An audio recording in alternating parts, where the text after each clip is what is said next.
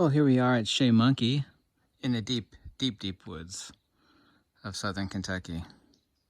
Yeah, I've had an enormous amount of requests, and I've actually, most of my life, been someone that always believes in being prepared, but I absolutely don't consider myself a prepper, because you see these shows with preppers, and they're just, I mean, they're really, some of them are unhinged. Just like radically unhinged, no offense.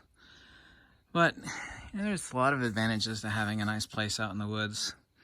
And you get away from all the wackadoodle zombies and face diapers and get out to nature, which is what I've been doing all day today. It's good for your health, and it's good for your psychology. There's a lot of stuff you need to have for your cabin. Ideally, if I was living out here full time, I'd have two of these.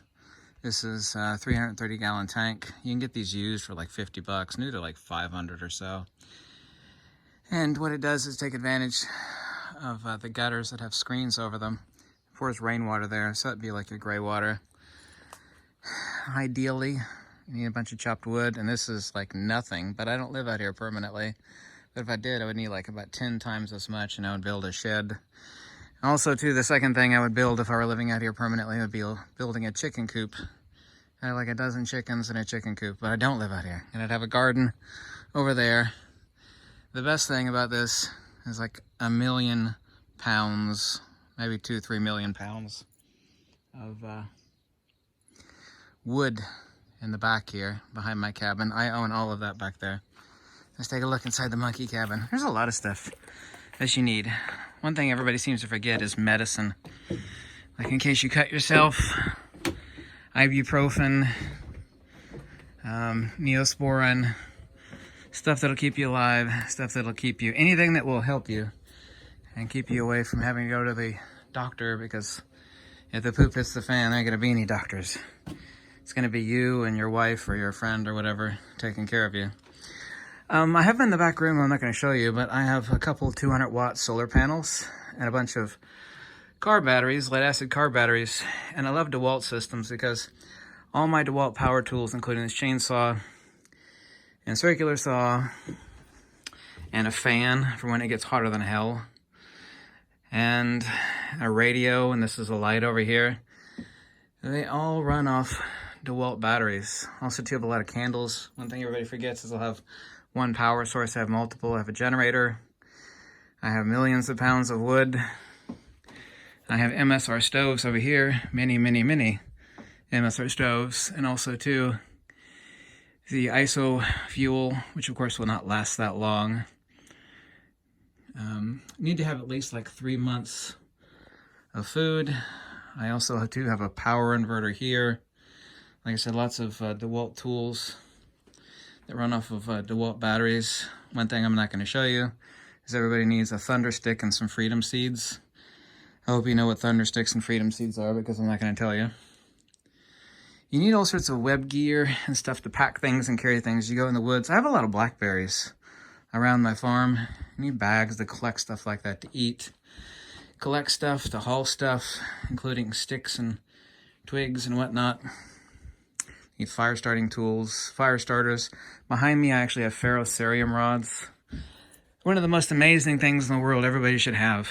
I have a bunch of these. The larger ones work best, and they last forever. They're incredible. You ever heard of the Willy Wonka and the everlasting gobstopper that never ever ends? That's what these things are. They're essentially an unending supply of fire starting power. Everybody should have one of those. It's also, too, one of the neatest things on planet Earth. Ferrocerium rod is incredible. You need to have multiple lighting sources, which I do. Like I said, 3 months of power. 3 months of food. Also, too, a lot of water containers. I have water containers over here, water containers there. I have most of my food in the back room, which I'm not going to show you. Multiple fuel sources. I got ISO fuel here. They also call it the Coleman fuel. I have a lot of that. Power generator runs off gasoline or propane. Not this one, though. A lot of propane canisters. Multiple fuel sources. Main fuel source, of course, is wood.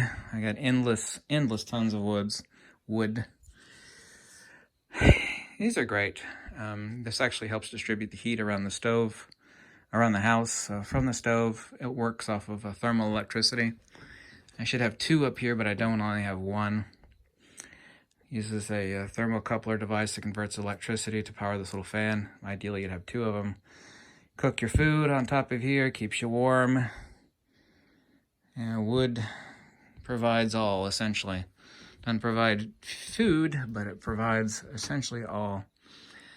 Yeah, so there we go. There's a lot of stuff to mention. Frying pans, cookware. This runs off of propane. These also, too, run off, got one in my bedroom back here. Runs off of DeWalt batteries. That flickering is, of course, the cyclic rate of the LEDs. You can turn it down, too. There we go. Wash basin for washing your hands and stuff. Yep. Knives. You need knives galore. Also, too, you need multiple work gloves because you're going to have to haul wood and stuff. This is actually, believe it or not, this is a shower. I'm going to upgrade this at some point, but I have, man, you want to talk about rednecky, right? This is to collect the water. And I could hang this outside. You know, there's nobody around here. You can go outside naked, take a shower. If it's cold as heck outside, you're going to take a shower indoor. Fill this full of hot water. Hot water you heat on the stove. Put it in this bag. You have a shower head here so you can shower yourself. It's crude, but oh man, it works. And what did it cost me to build this? That was like 20 bucks, that bag, that solar shower, which you also can hang it outside and let the sun heat it. But yeah, it's easier to heat it on the stove. Everything else together was like about 40 bucks to build a shower. $40 for a shower is about as cheap as it gets. Oh. Power tools. So with the DeWalt batteries, these suckers, oh my god, I got a lot of these suckers. You know, you run all the power in the house. And to recharge these, I have my solar panels. And that's the most important thing. This is only one of them, but I've got 6 of these. This is a 115 amp hour lead acid or flooded lead cell car battery, basically. It's a marine battery. You don't want to get car batteries. It's a marine battery. Deep cycle marine. Important that it be deep cycle for solar. This bag, I have it protected from humidity. It's a power inverter, a Renogy power inverter. Also, too, you need a bunch of tools, which I don't have a bunch of tools here, but I got everything I need here. But I do need some more tools here. Multiple different types of footwear. Lawn chair stuff, so you can go outside. Also, too, this is a jug for like washing my hands and stuff like that. I'll pour it into a bowl. Also, too, there's a wash basin over there. And this place is really comfortable. Candle lighting. Yeah. Here we have some 12 gauge Freedom seeds here. Got tons of water containers over here. You know, all sorts of hatchets and axes and fire starting tools. This is as comfortable as it gets, really well. In the deep woods. This place is awesome. Not that I do, or ever have, that you know of anyway. You sit out here, you can sit out here buck naked. You know, enjoy the sunshine. Yeah, there we go. Let's sit down on our swing and rock back and forth. Yeah. Let's rock back and forth. We can watch all the cars drive. There are never any cars drive by. Never. You sit out here smoking your pipe all day long. And be like the country folk, you sit out here all day long and you sit every 10 minutes you go, yep. Yep. Yep. Mm-hmm. Yep. Well, actually, I sit out here with a great book of Plotinus in the original Greek. You know, once in a while, you'll hear an airplane noise up above. It's very rare. Yep. Just hear the birds chirping. And if you want to roast a wildebeest out there, you know, you need to have a fire pit and have an outhouse over there. I don't know if you can see it. There's an outhouse over there. Really, for number one, though, you just kind of go to the edge of the porch and let it rip. Let it rip off the edge of the porch. Yeah, that's all you have to do for number one. You know, because nobody gives a damn out here. That's the best part about being in the deep woods. Nobody gives a damn. Yeah, keep it simple, stupid. KISS, K-I-S-S. And that's it from the monkey cabin. I'm going to sell my other car as soon as it gets fixed. This will be my only car, my RAV4. I love Toyota.